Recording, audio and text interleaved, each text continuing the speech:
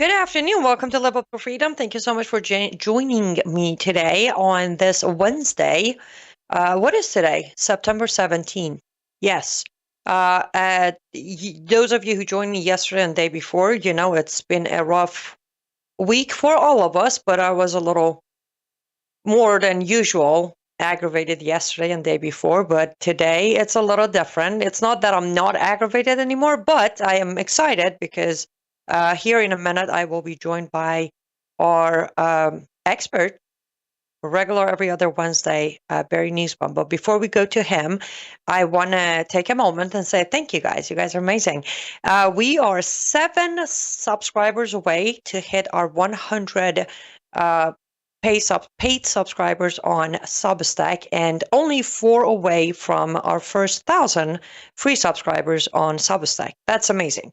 I'm sure soon we'll get there, but as I promised a few weeks ago, as soon as we reach 100 paid subscriber, I will start my exclusive behind the paywall subscribers of Substack live Q&A. So let's make it. 7 more of you, if you convert from free subscription or just come from no subscription to paid subscription, I can start doing the live Q&As behind paywall for all of you who are actually putting your money where your mouth is and supporting what I'm doing. So I appreciate everything and everybody who joined my Substack. Tonight's Substack is going to be pretty amazing. Sorry, just checking a message. I shouldn't be doing that while on air. I will touch on it with very briefly today because we only have 4 segments and 5 topics to talk about, and I should probably stop talking. Why don't we do this? Let's bring on Barry Nussbaum, my very good friend, a fellow freedom fighter, and also the founder of American Truth Project, joining me every other Wednesdays, and today is the other Wednesday. How's it going, Barry? It's good, although, like you said, it's been a very stressful several days, but we're making it, and it's so good to be with you, Annie. Yes, Monday and Tuesday, Barry, when I finished my show, I literally got up and grabbed my headphone and just went for a walk. I was so aggravated. Today, as I was getting ready, which I should say to our audience and you, don't judge my hair. I woke up this morning. It was a busy morning of news. And then I turned my head before walking in to sit here. I realized, oh, I haven't opened my rollers yet. So I got the 70s hair today because I forgot to take my rollers off. But as I was getting ready, I was like, it is such a blessing that I have Barry on today. Because one, when you're by yourself, it's a lot harder to control your emotions.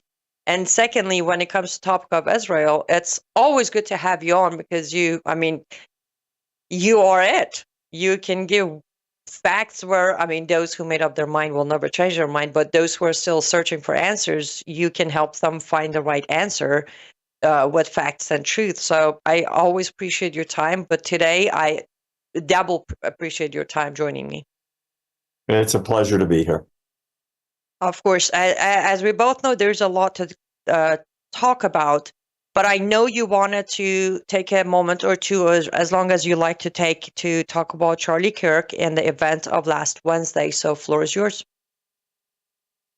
I guess my takeaway at this point is several truths, as I would put it. Number one, you take for granted somebody who's great until they're not there anymore. And I can't tell you how much my appreciation for what Charlie stood for and what Charlie created, now that Turning Point USA is not a Charlie Kirk organization, at least not in the flesh. I had been waiting for the end of September for quite some time because Charlie was going to appear on American Truth Project with me. I was very honored to find out that he watches my show and is a fan and a follower, and it's obviously reciprocal. I think he's maybe one of the great Americans of all time.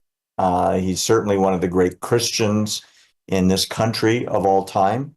And he was the living embodiment of what it means to be an American who understands the Constitution. The loss is incalculable. There are no words to convey the magnitude of his loss.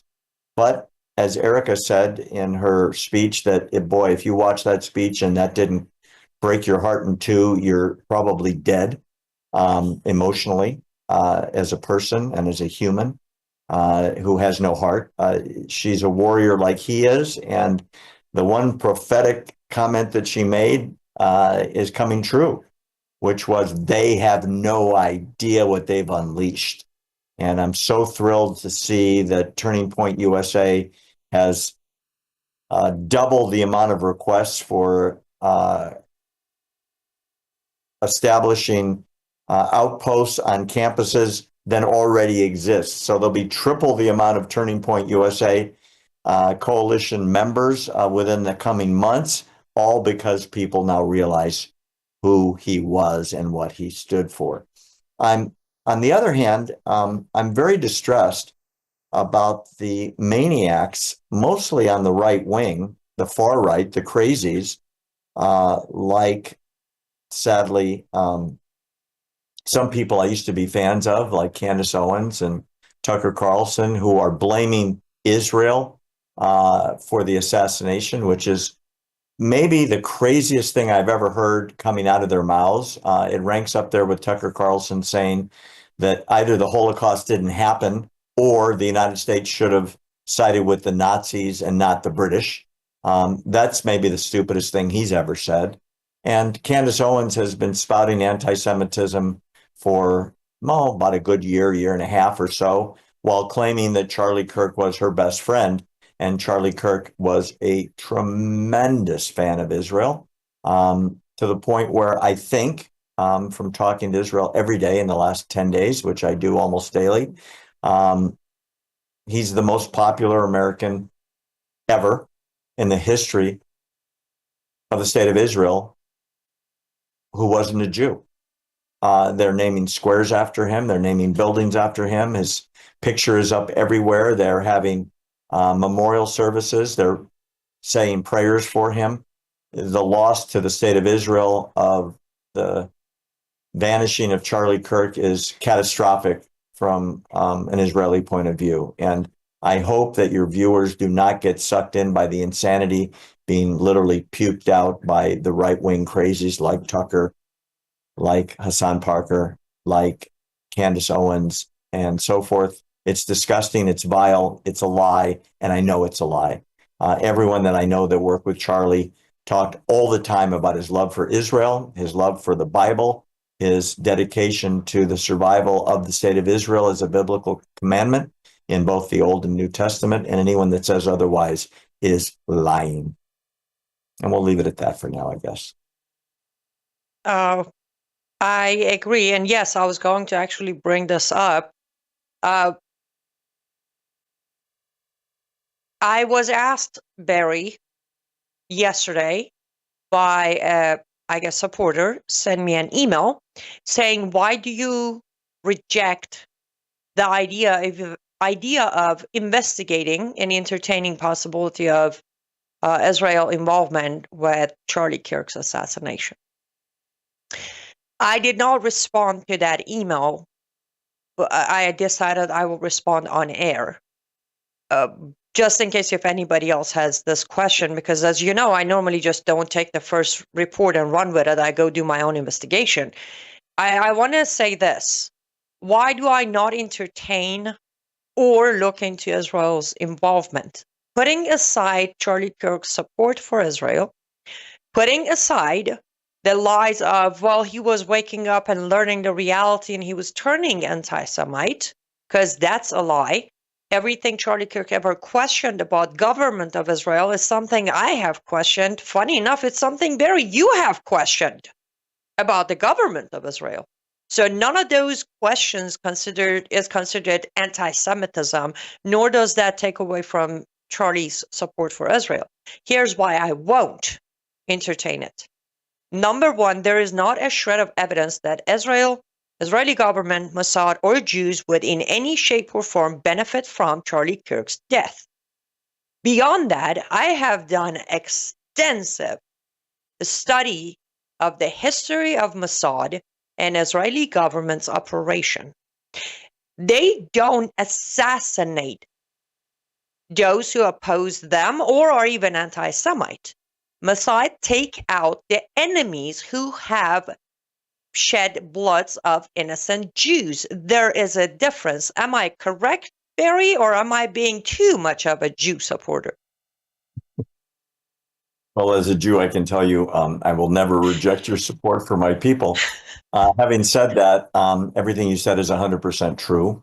You know, you always look at what somebody has to gain, and the somebody can be a group, a country, an organization, or a person, right? It is insane. It is counterintuitive. It is the exact opposite of the truth to think that Charlie Kirk was turning on Israel.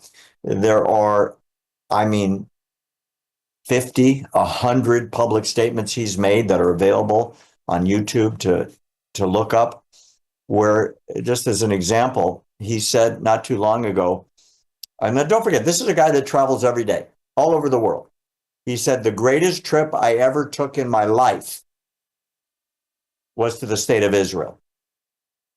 And then he said, the second greatest trip I ever took in my life was to the state of Israel. Mm-hmm. That's not an Israeli hater. He had just 2 weeks ago accepted a personal invitation from Bibi Netanyahu to go to Israel and be hosted by the prime minister. Bibi released that. Turning Point USA confirmed it. The Turning Point group was going to Israel as a guest of the Israeli state, specifically the leader of the country. You don't do that unless you're a supporter of the country. One more comment. I criticize my government all the time. That's part of living in a society that allows free speech. I don't agree with everything anybody does, including Trump. And I have my Trump mug right here. That doesn't mean I hate America. That doesn't mean I hate Trump. It means I have a difference of opinion. And in a democratic society, we are supposed to open our big fat mouths to give our opinions and then come together after some sort of meeting of the minds. It doesn't mean I'm anti-American. It doesn't mean I don't love my country. I'm a fierce patriot. The same for Israel. I don't agree with everything Israel does. I don't agree with all their politics. There's a joke in Israel. If you want 5 opinions, put 3 Jews in a room and they will fight and talk over each other and argue because it's a democracy. It's a very vibrant democracy with Arabs, Christians, Jews, Muslim, Baha'i, atheists, gays, straights, and people of color who literally outnumber the white people there. And boy, oh boy, do they argue politics. There is a political party being formed in Israel about every 6 months. Does that mean we're anti-Israel? No. That means we support open discourse, like Charlie did. But if you asked him how he feels about the state of Israel, he will tell you, I follow the commandments in the Old and the New Testament to bless Israel because God said we should. And they are the bastion of freedom. They are the front line against terrorism. All you have to do is watch his debate at the Oxford Union, which he was spectacularly, brilliantly on display against the goofball that the Oxford Debate Society put up against him, who said, Israel's bad, there's a genocide, they're slaughtering children. Charlie was fantastic in his defense of the state of Israel.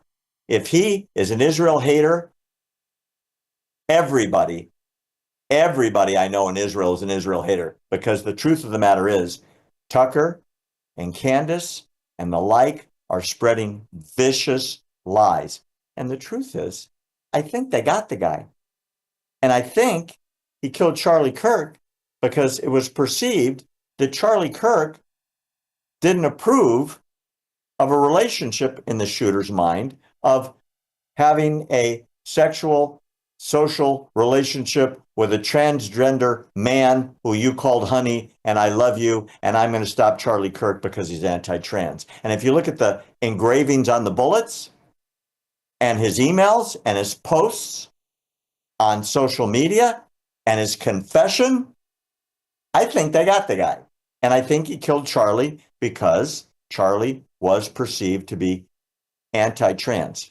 And he was right in the middle of making his trans statement when this guy killed him. Okay.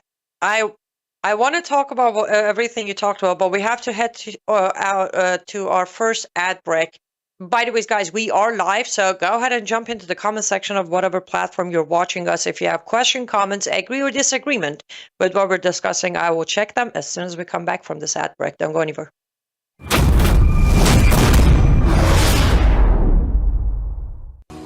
Well, hello, everybody. It's Anni Cyrus. Welcome to my art studio where all the magic happens. This is the station for painting, and that is the station for all the resin art I do. If you want to check out my art, all you gotta do is go to lutfstudio.com.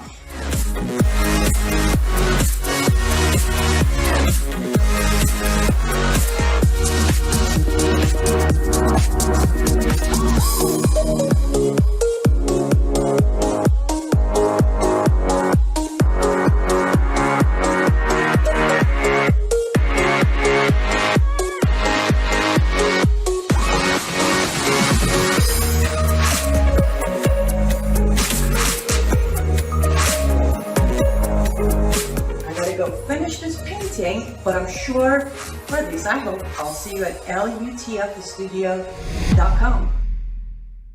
Welcome back to Live Up to Freedom. Thank you so much for staying with me until now. And yes, I would encourage you to head over to lutfstudio.com. Use promo code MISSION. Also check out our bundles because there are already bundles available with 15, 20, and 25% off. And then on top of that, if you use promo code MISSION, you get extra discount of 10%. I have no idea how I'm making any profit out of these arts, but that's okay. lutfstudio.com, promo code MISSION, and there's a whole brand new items coming, including new necklaces and earrings. Ladies, you have requested them, so I have made them. They will be available by tonight and tomorrow. Great way to support what I do. Back to the discussion with Barry Nussbaum. We see right here, Barry, I actually disagree with, they got the guy. I don't think the guy is the guy. However, I will say the logic you apply to your reasoning, why are they being the left and you call them crazy far right, I'll call them the new Republican Party. Why are they not accepting your reasoning? If we're supposed to believe that Jews killed Charlie Kirk because Charlie was anti-Israel, so they should believe also this guy killed Charlie because in more factual ways, Charlie was anti-trans. And I'll add another scenario. Palestinians were behind it because Charlie factually on air documented were more against or anti-Hamas activists in colleges. Why is their argument always stronger than mine and yours? Who gave them that authority? 2 words: anti-Semitism. Candace Owens is blaming the Mossad for killing John Kennedy in 1963.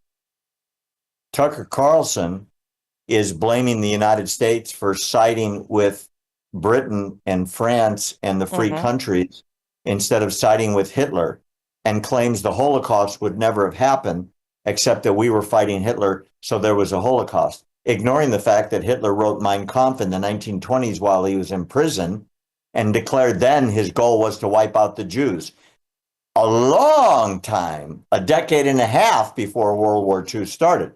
So people who have an agenda, especially an agenda filled with hate, never let the facts get in the way of a really outrageous statement. When you listen to the logic, your brain turns into scrambled eggs because it just makes no sense. And by the way, there's a lot of holes in the announcement that they've got the guy. There's a lot of stuff that doesn't add up to me. It has nothing to do with the state of Israel. It has to do with the fact that maybe this guy was set up. Maybe there's another shooter. Maybe he's being framed. I don't know. But you're right. Something is really wrong with the factual way it's being presented. No difference than in 1963, they had the guy within hours named Lee Harvey Oswald, and nothing added up to that assassination of John Kennedy. And it's been, what, 60 years ago? So it has nothing to do with Israel, because, like I said, it's counterintuitive. He was the best friend Israel ever had in the history of the United States, and I include all Americans in that very bold statement. If anything, Israel would have provided security for him because they loved him and he loved them. Exactly. And here's the thing, while we're talking about anti-Semitism, which, by the way, I probably shouldn't put you on a spot here right now, but if you're okay with it, Lord willing, and news isn't like a fire hose in our faces in 2 weeks, I would like to dedicate the next episode to actually dissecting the history and the meaning and the roots of anti-Semitism, because I feel like some of my audience are still confused. When we say anti-Semitism, they think, oh, I can't criticize Netanyahu. I'm like, that's not what we're referring to. So think about it. Let me know. But I would like to do that at some point, possibly sooner than later. But talk about anti-Semitism, Barry. Europe witnessed the Holocaust, right? We might have educational system in America denying it or brushing it off or watering it down. But Europe was in the midst of it because yes, Hitler was in Germany, and Nazi was the German military, but the Jews were being picked up from all over Europe. It wasn't just German Jews. So Europe witnessed it. But today, we watch as next week UN annual event is taking place. We are watching, as of right now, including today, Luxembourg joining 17 European countries ready to stand on that day next week and declare Palestine as a state of its own. And now also we have Spain's president calling for absolute boycott of Israel when it comes to any international sports, including World Cup coming up in about 8 months here in America, Olympics of summer or winter. So I know the answer is anti-Semitism, but how can Europe be so deeply in alliance with Hamas, Palestinians so-called, knowing what happened under Hitler? You're the expert in jihad by immigration. You are the scholar on that subject. And what you are looking at, I'm talking not to you, but to your viewers, is the effect of open borders, open immigration. You're seeing the results of immigration jihad. Every country you have mentioned has had an open border policy where they have let in literally millions of non-documented Middle Eastern Islamists. And I'm talking about Italy, Spain, France, England, Scotland, Sweden, Norway, Germany, and so on. It's really curious that the countries that are standing with Israel, and this is great irony, are Poland and Hungary, where my parents were scooped up by the Hungarians with the Gestapo and sent to Auschwitz. My entire family in Hungary went to Auschwitz. And Hungary closed their borders to this immigration nightmare. Poland closed their borders to this immigration nightmare. Both those countries are being fined on a daily basis by the EU for not letting in the poor immigrants who are transforming these countries into toilets. People I know that have just returned for Europe, a very close friend of mine just came back from Great Britain, and he was in London, and he thought he was in literally Jordan or Saudi Arabia or Lebanon. The streets were clogged. numerous times during the day with public prayer. They shut down the streets. There are no-go zones in city after city after city. And the politicians who are retaining their power understand, because they've let in so many people who are registered to vote, that if they go against that vote, that public opinion, they'll be thrown from office. So they are political animals who retain power by saying the right things to placate their Islamic constituency. What is it? 7 out of the 9 largest cities in England have Muslim mayors and city councils. 11. Literally Muslim. I'm sorry? That's 11 cities. That's even worse. And so, Sadiq Khan in London, as an example, was a lawyer for terrorists that literally were blowing up civilization. And then he became a politician. He didn't lose his allegiance to the Muslim Brotherhood. He took it into the mayor's office. And so policies of these countries are now reflective. Over 1,000 churches, Christian churches, have been destroyed in France in the last decade. That's more than in the history of France since there was France founded 1,000 years ago. Who do you think is burning down those churches? That's what they do. And then they do everything they can to replace the Christian site of worship with a mosque. You know this better than anybody. That's why the Dome of the Rock sits on the site of the most holy place in the world for Jews, the Second Temple, where Jesus preached 2,000 years ago. They conquer a land and they replace the Jewish or Christian sites of worship with Islamic sites of worship. That shows they now control the area. Same thing in Constantinople, which is now Istanbul. They had the biggest Christian church in the world. It's now a mosque. That's what they do. And you know better than anybody as an expert. Yes, and just we're going to head to our next ad break, but just a note, Barry, just in case if you're wondering why I'm very short on my sentences today, I literally had few of my audience sending me a message saying, when you have Barry on, can you talk a little less so we can hear? So I am practicing to respect my audience's love for you and wanting to hear more from you. But on the next segment, I have to break that request, guys, because there is so much I want to talk about the topic of next segment, which might even be a disagreement. I don't know. Me and Barry very rarely disagree, but when we do, it's even disagreement is fun with Barry because we have our own angle of respectfully having so much fact involved that I'm like, wait, was that my fact or your fact? So don't go anywhere. The next segment will be a very anti-Semitic segment. I am going to criticize Netanyahu while we're at it. We'll be right back.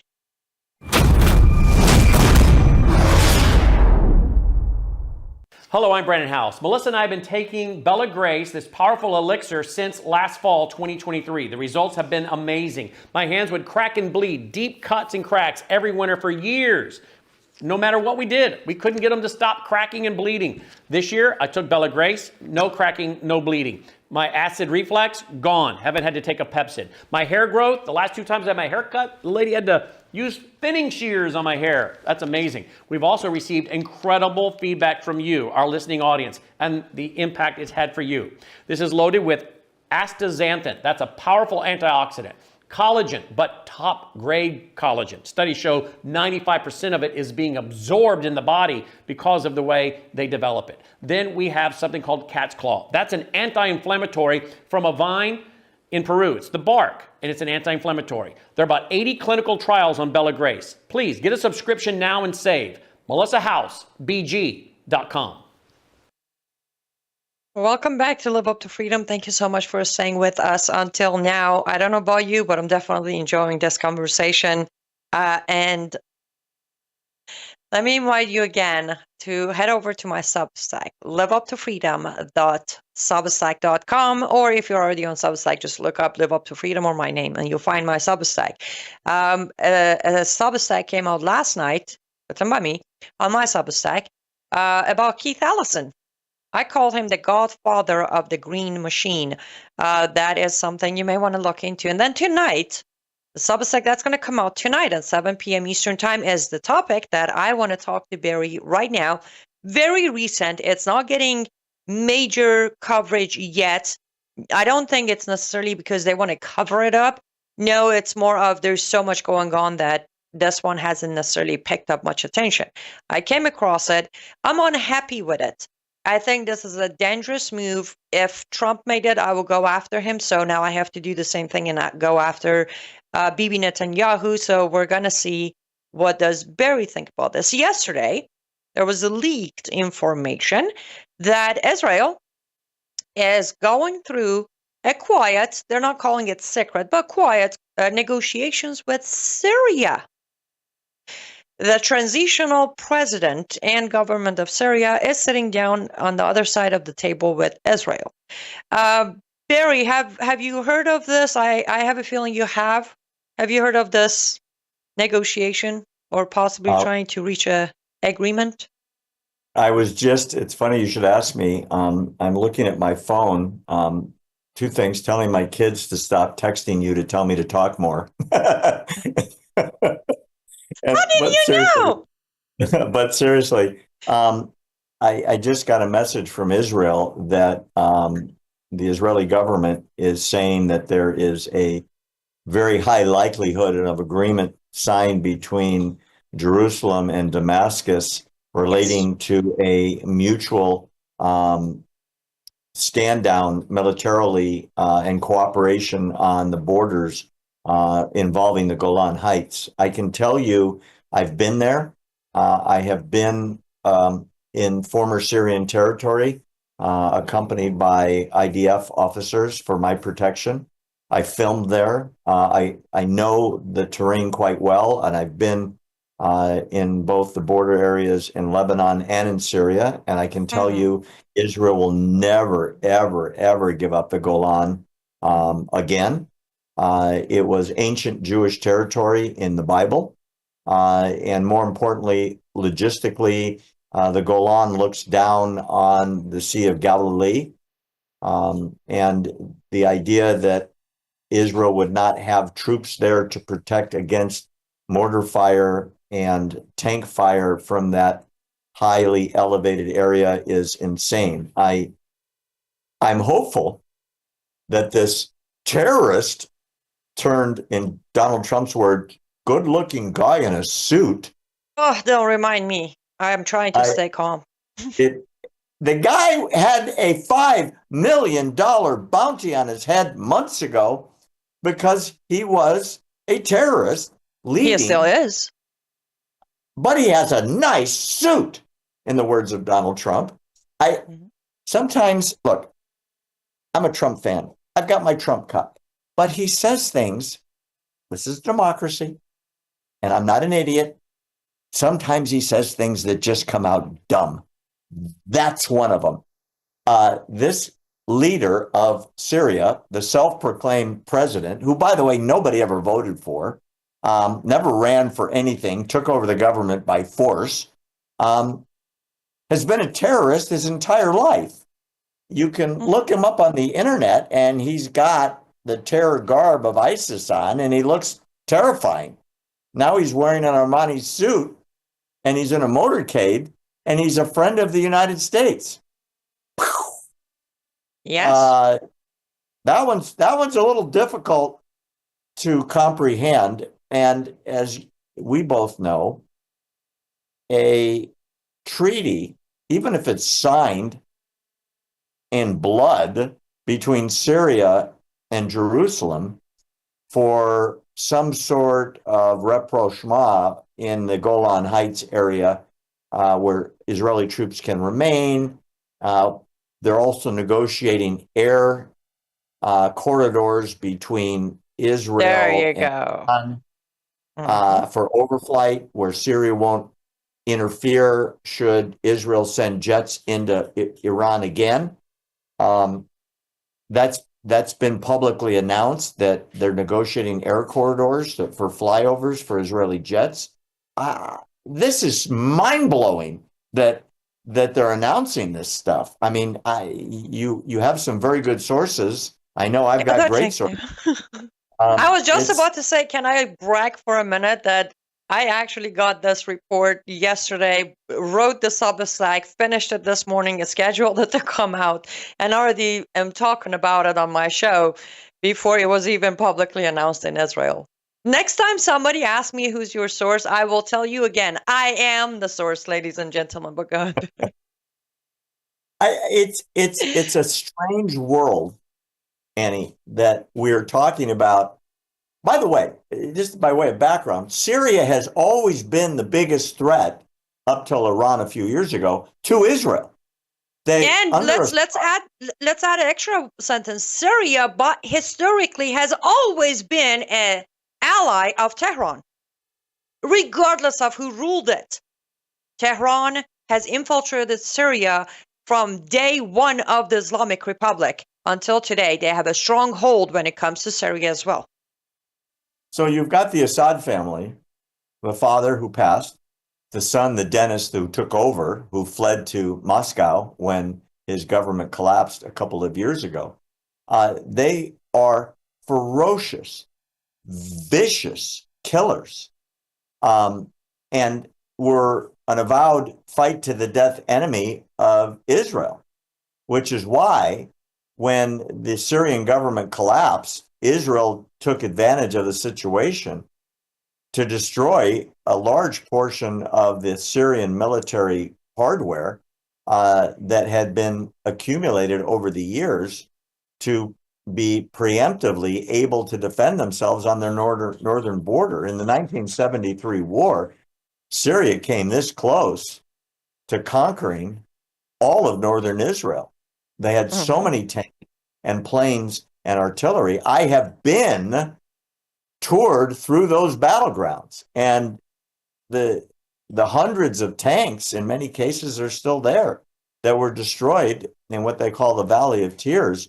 So many Israelis were wiped out by the Syrian invasion from the north. So the idea that there's negotiations now going on, I'm very curious as to how much hand the United States has in it, because should the United States start trading with Syria and put them on the good list and take them off the terror watch list where they truly belong, maybe that's the carrot that is convincing the new unelected president of Syria to make nice with Israel. I don't know. It's very strange. It's very strange.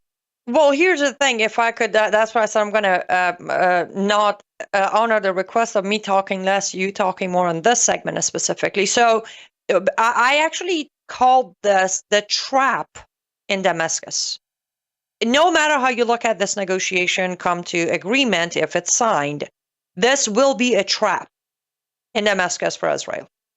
Not tying the new president of Syria, no, tying the ties of Iran into getting their access. Because here's one thing my audience need to understand. If this agreement comes to being signed, it is not going to be kept in some safe, in some secret room in Israel. It's not going to circulate publicly as a public record. However, a copy of all the details will be handed to the Syrian government. A copy will stay, and then certain areas of UN will be receiving copies. A copy of it will be sent to United States of America. I will get there in a minute, Barry. Yes, United States of America is involved in this negotiation. Of course it is. We always have to be involved with everything. Now, with Tehran's ties in Syria, they will get their hands on these paperwork. Remember what happened to Oslo Treaty?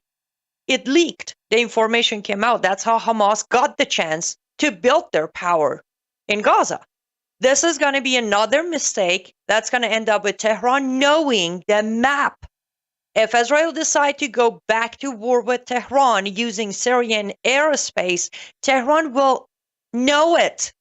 They will know the map. The element of surprise is taken off the table for Israel. That's how Israel got the Iranians cornered during the 12 days. Element of surprise. We won't have that with Syria. That's one issue. That's why it's a trap. Secondly, yes, President Trump is making deals. He even sent his representatives to Syria, and they already have banners around Damascus saying, "Make Syria great again." Where do I put that in my list, Barry? Genuinely, it has happened. They have started this slogan of "Make Syria again." 2 representatives from Trump administration are actively in Syria working with the jihadi, the good-looking guy. And we are about to, well, we did already lift all sanctions, and we did allow Saudi Arabia to pay off all the debts of Syria, so they got a clean start. And we're also negotiating these terms for Israel. However, Israel is negotiating directly. We're not in the middle as the middleman, but we are monitoring the negotiations. On both ends of Trump, I'm kind of numb to Trump, though, at this point, Barry, because his treatment of Islamist jihadists, I mean, it is what it is. He's just there to shake everybody's hand and take pictures with everybody. That's just about working with Pakistan, working with Syria, deep involvements with Qatar. I mean, I'm not surprised. But with Netanyahu, I was absolutely stunned when I got the report originally yesterday. Well, it was more of a late night last night. I was stunned. I went ahead and confirmed it with 5 other sources. I'm like, no, this is really happening. What? Why? You see? See, people? I love the Jewish people. And I pray that one day I can go to Israel myself. But I think this is one of the most dangerous paths that Bibi Netanyahu has decided to take. So we do need to take our last... Hold that thought, Barry, because we got to take our last ad break, and then we come back and conclude the show on this topic. Don't go anywhere, guys. We'll be right back.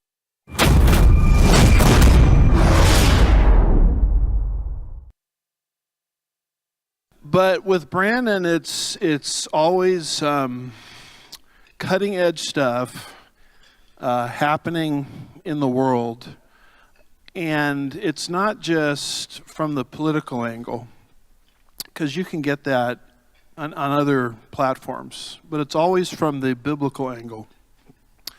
So you're dealing with a guy that loves Jesus, you're dealing with a guy that's very intelligent, you're dealing with a guy that is cutting edge conservatism, and you're dealing with a guy that wants to be biblical all at the same time.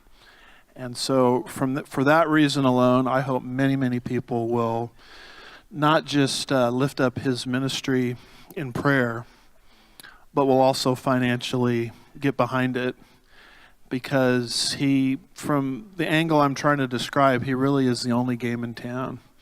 And we desperately need it in these last days. Can I get an amen to that? Amen. Agreed. Yes, and that's the thing. Where would you hear these information, guys? Seriously, as Brandon would say.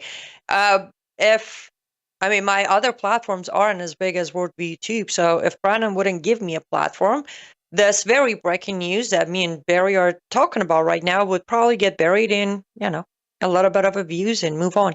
So yes, support Worldview YouTube in whatever way you can. Support their sponsors, donate to their foundation, attend the upcoming event, which I am so excited to know Brandon is doing. Go to Worldview Tube Store. No, Worldview. Yeah, it is WorldviewTubeStore.com.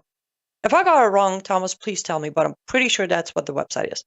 Or go to WorldviewTube.com. There you go. I got it wrong. Thank you. WorldviewStore.com. Everything's there. Support them. Okay. Barry, I did ask you to hold your thoughts on my long rant about Netanyahu's decision to go through with this negotiation. So, floor is yours. Well, let me throw another monkey wrench into breaking news. I just read a story that Saudi Arabia and Pakistan have just announced a mutual defense treaty.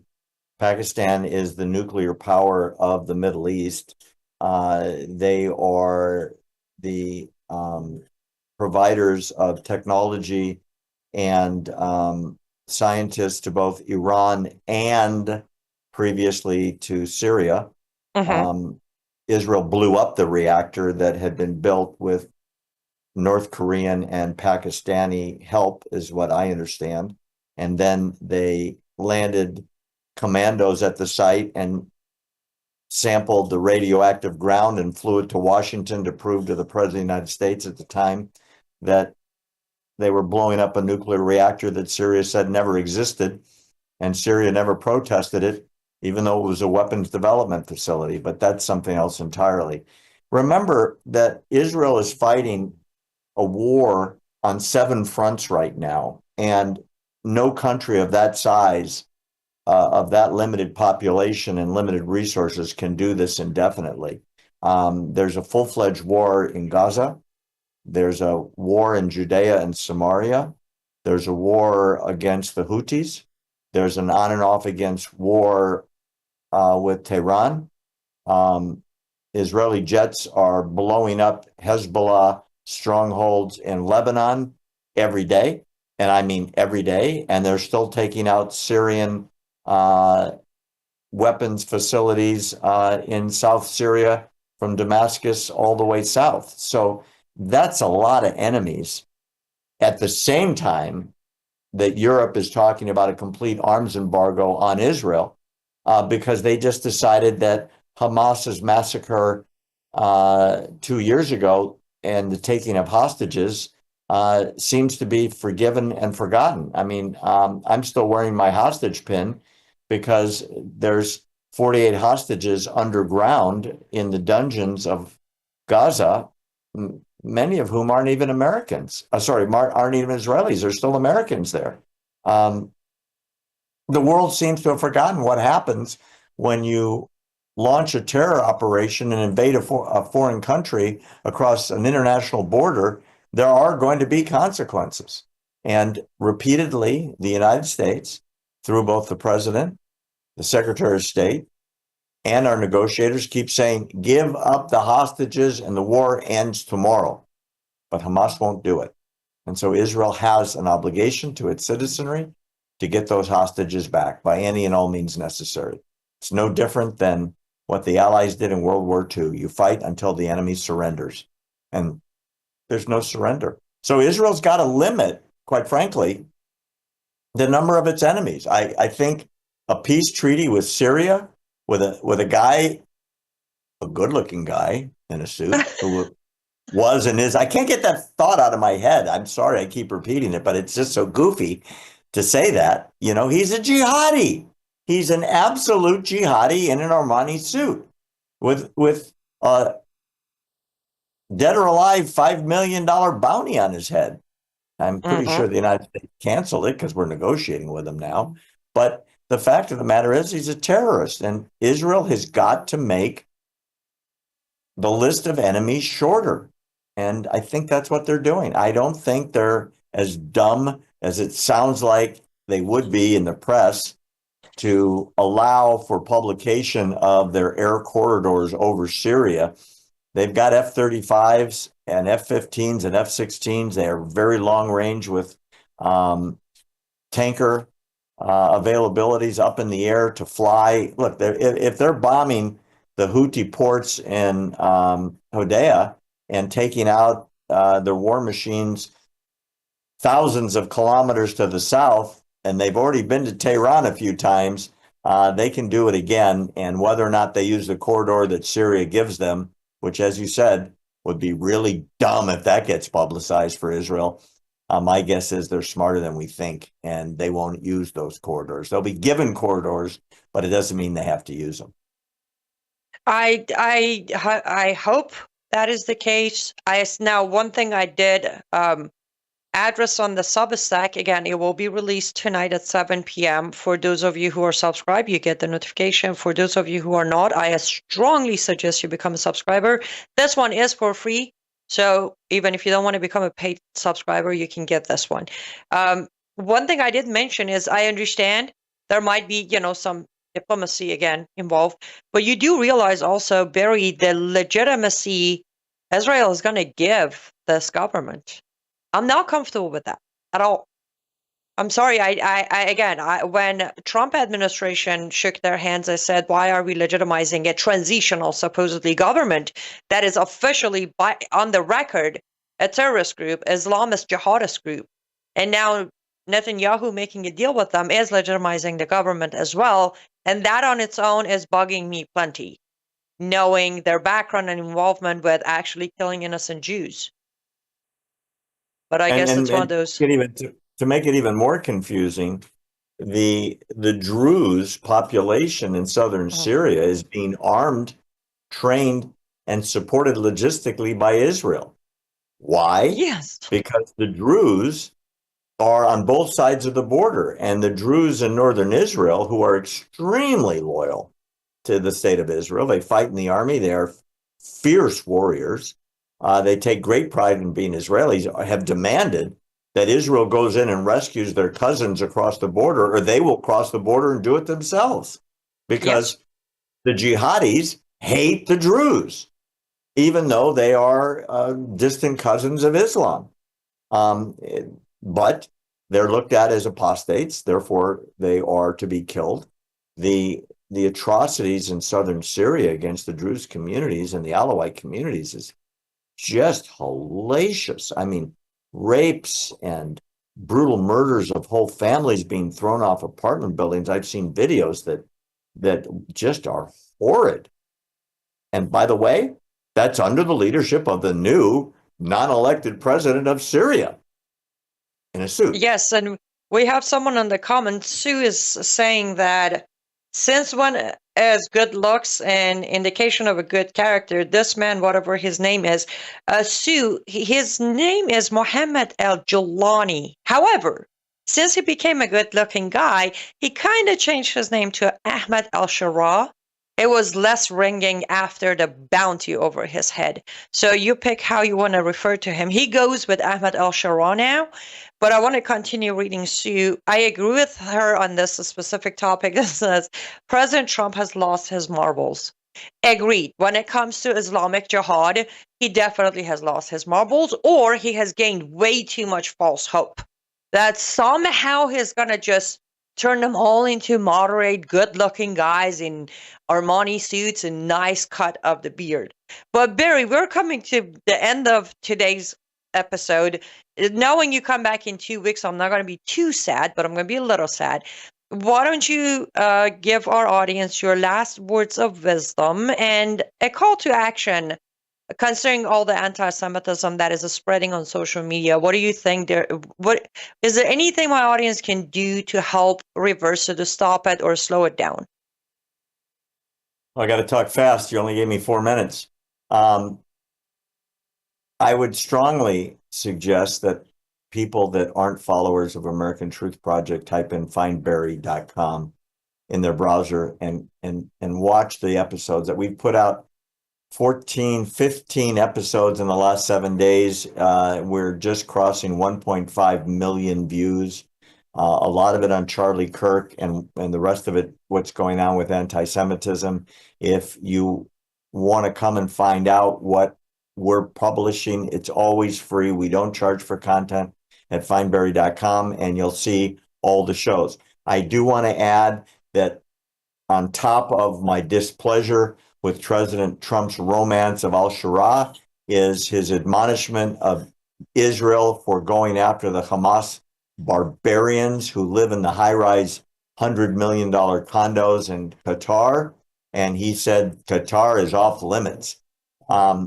If you remember, when the United States went after Osama bin Laden in Pakistan, we didn't ask anybody's permission. We sent in the SEAL teams to find the compound, invade the compound, blow up the compound, kill Osama bin Laden, and take his body back on the helicopters. We didn't ask Pakistan. We just did it. And the world shut up about it after about 2 or 3 days. I find it curious that Trump embarrasses and humiliates the Israelis for doing the same thing in Qatar, and then has the audacity to say Qatar is our ally. I want to make very clear, Hamas would not exist as a terror organization but for the money, support, direction, and comfort that Qatar supplies them with. And if you want to know where the anti-Semitism on American college campuses is coming from, Qatar is the largest funder of jihad-aligned professors on college campuses from coast to coast. It's not a joke. They are the main funders of the support for these maniacs at Harvard and Princeton and Yale and Boston College and Northwestern and UCLA. They don't make no secret about it. They endow chairs that teach sympathy for terror viewpoints and Islamic jihad, and they teach un-American values. And they're the ones that say Charlie Kirk is a terrorist and so on. They don't believe in free speech. They believe in Islamic domination of the world. And yet, absolutely. Thank you. Islamic supremacy. I'm sorry to interrupt, but I knew you're going to go there, and I was waiting to hear the Islamic supremacy. And also, we are counting down to seconds. Find Barry.com. Findbarry.com. I can't tell you how I strongly recommend you go over there, subscribe to their newsletter. It is for free. Barry, we will see you in 2 weeks, right? yes, ma'am. I'll be back with bells on. Perfect. Until then, please watch your back, be safe, and you are always in our prayers. Thanks so much for your time today. It's my pleasure. Thank you for having me. Of course. Okay, guys, I have 30 seconds to wrap this up. Make sure to share this. Wherever you watched it, click that share button, send it out. Don't be afraid. It's okay if they label you, whatever they label you, but there are information that, as you notice, are not getting out there yet. So help us get the message out there. Head over to liveuptofreedom.substack.com. That's liveuptofreedom.substack.com. As I said, we're 7 away from me to be able to do the live Q&As. And also, if we get 4 more subscribers, we will pass our first 1,000 subscribers. I am grateful for your support. LUTFstudio.com, LUTFstudio.com, promo code mission. And I will be back Monday, unless something major happens or something breaks, or you might see me on Brown House Live. Otherwise, as far as Live Up to Freedom. Tonight on the Worldview Report, the Trump administration zeroes in on a historic trade agreement with China that may include the sale of TikTok. 67% of U.S. workers are now living paycheck to paycheck.